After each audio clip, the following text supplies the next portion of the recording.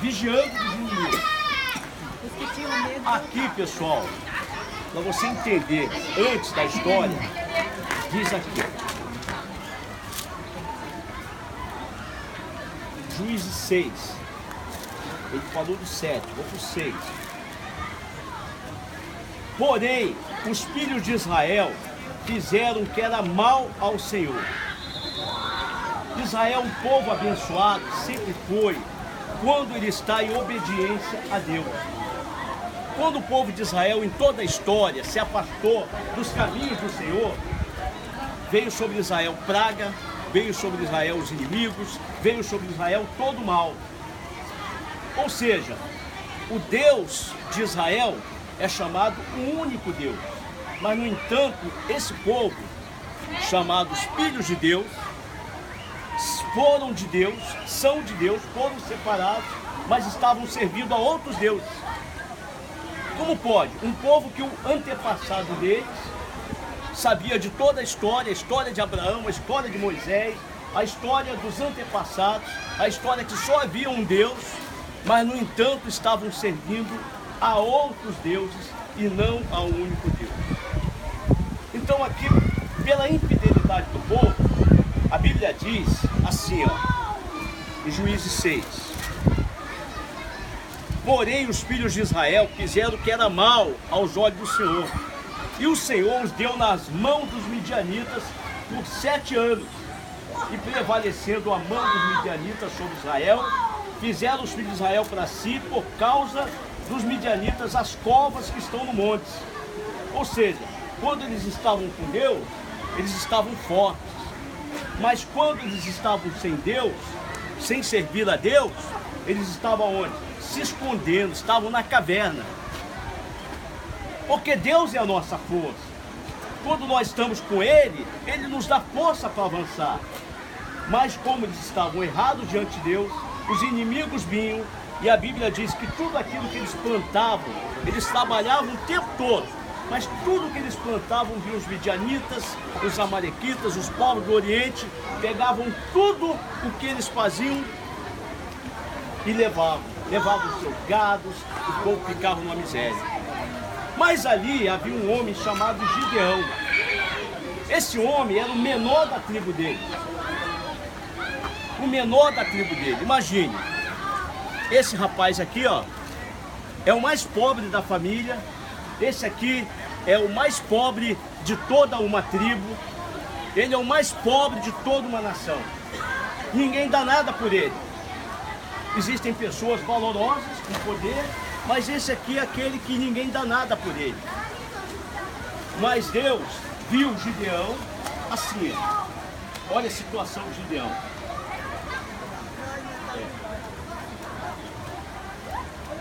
Vou por aqui.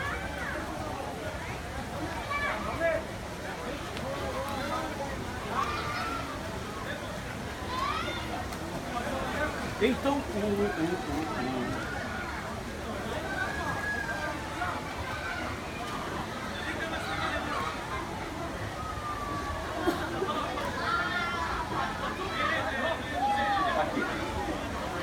anjo fala com Gideão. Então o anjo do Senhor veio e se assentou debaixo do carvalho que está em Ócus, que pertencia a Joás, o abiezita. E Gideão, seu filho, estava malhando trigo. Sabe aonde? No lagar. Lagar é o lugar que se malha aonde? As uvas, né? Que se tira o caldo para fazer as uvas. Mas ele estava malhando trigo, ou seja, trabalhando no lagar. Gideão era um homem que ele estava ali revoltado com aquela situação. Ele via toda a miséria, tudo que estava acontecendo com o povo dele, e ele não podia fazer nada. Quando o anjo chegou para ele, falou assim, apareceu e disse: o Senhor é contigo, varão valoroso. Aí Gideão olhou: o Senhor é comigo? Como é que pode o Senhor ser comigo, se tudo de desgraça está acontecendo com o nosso povo? Por que tudo isso nos sobreveio?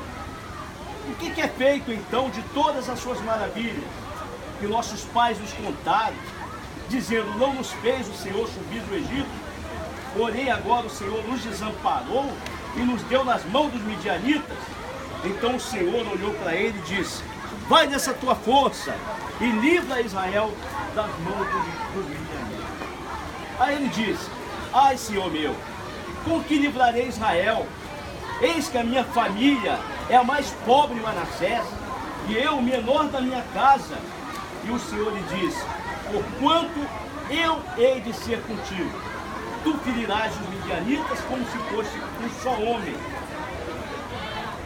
Então Deus escolheu esse aqui que não era nada, que não era ninguém, para fazer grandes obras de libertação.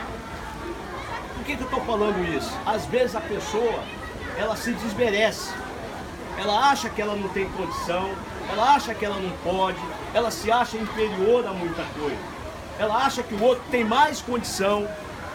Meus amigos, Deus exalta, na verdade, aqueles que não são, para envergonhar aqueles que se acham alguma coisa.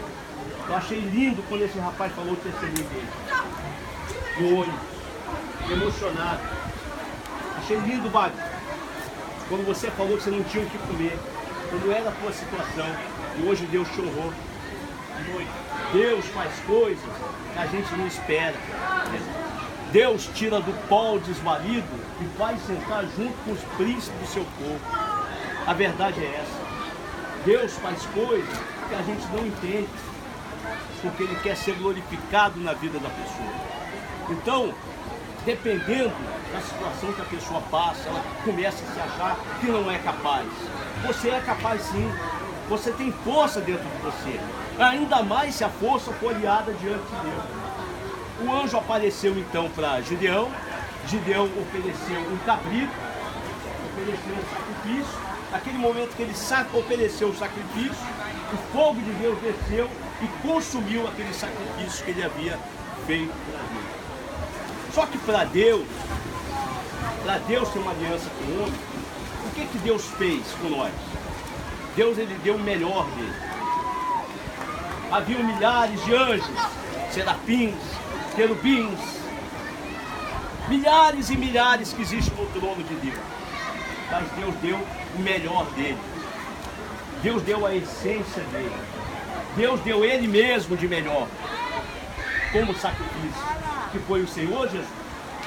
Então, como Deus, da mesma forma, espera, Ele dá o melhor para nós. Por exemplo, fecha o seu nariz, fica 5 minutos sem respirar. Experimenta. Ou 1 minuto. Quem nos deu isso? Eu não faço isso não. Pelo amor de Deus, quero levar a senhora para casa. Olha, gente, se tem uma pessoa que é maravilhosa, essa pessoa é Deus. Ele quer o melhor para nós. Ele deu o melhor dele, que foi Jesus. Então ele falou para Gideão fazer o seguinte: Gideão, vai lá na casa do teu pai, pega aquele boi. Você vê, eles viviam na miséria, mas ele tinha uma coisa maravilhosa, que era um boi de 7 anos que estava guardado. Vai lá, Gideão, e pega aquele boi, que é o seu melhor. Ou seja, Deus não aceita de nós qualquer coisa. Se você é pastor, se a senhora é pastora, dê o seu melhor para Deus. Eu estou aqui, eu não sou nada, mas eu tenho obrigação de dar o meu melhor para Deus.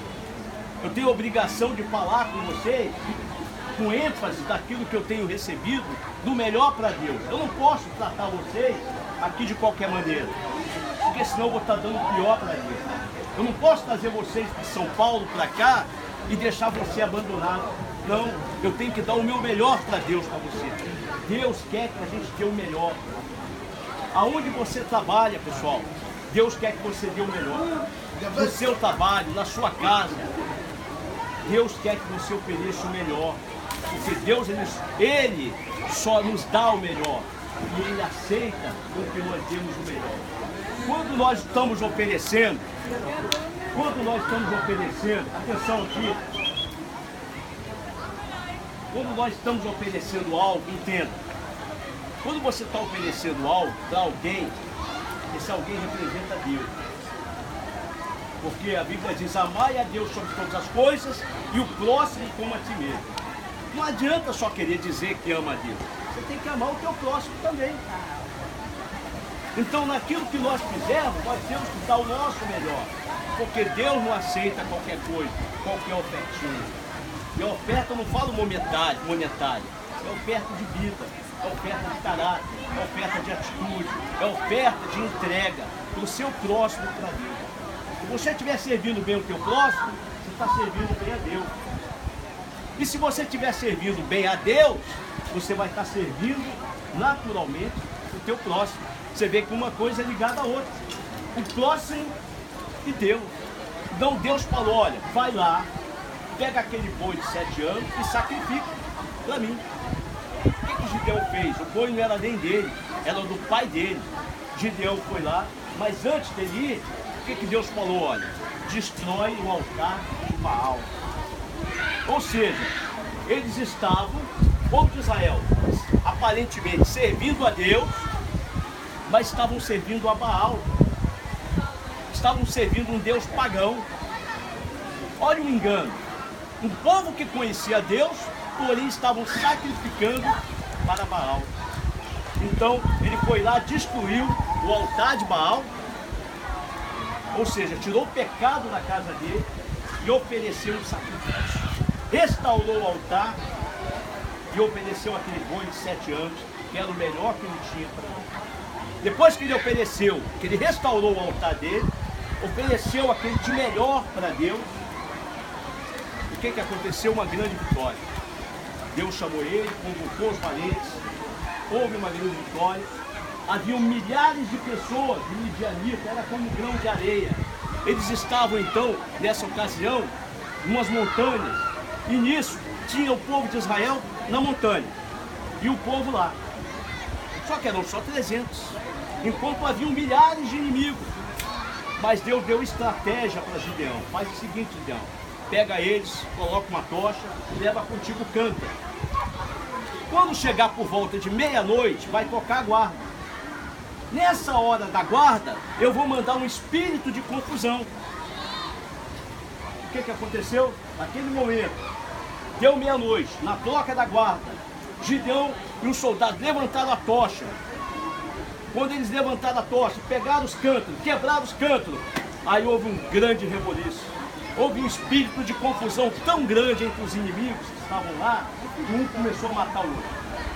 Os próprios inimigos matavam um ao outro. Ali, ó.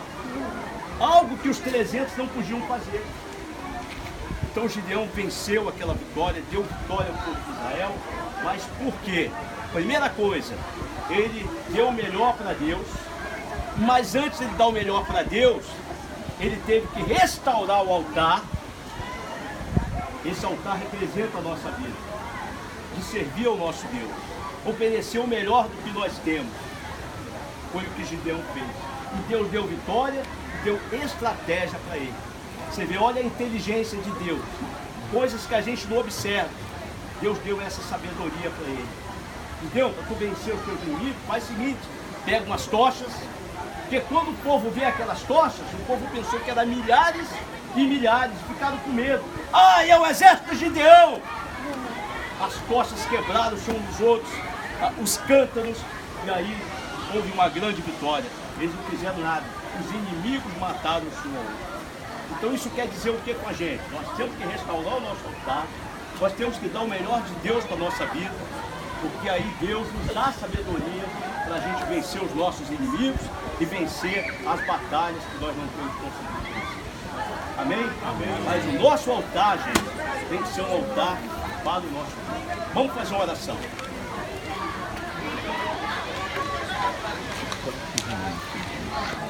Para aqui, ô João? Não, filma, pode continuar filmando. Vamos lá, tá bom. Pega lá nele, filho. Pega ele no braço ali, ó. Pode continuar filmando.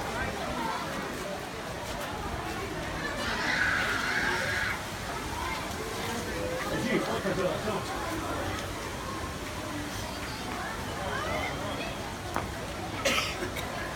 Senhor, nosso Deus, nosso Pai, te agradecemos, Senhor, Pai, por mais este momento, deste lugar santo, sagrado, e também pela vida de cada um aqui presente. E aproveito esse momento, estou com um desejo aqui no meu coração já há alguns dias, de orar também pelo Sr. Joelson e pela Dona Madalena. Todos os dias oraram e clamaram pelas nossas vidas. Que a gente possa retribuir agora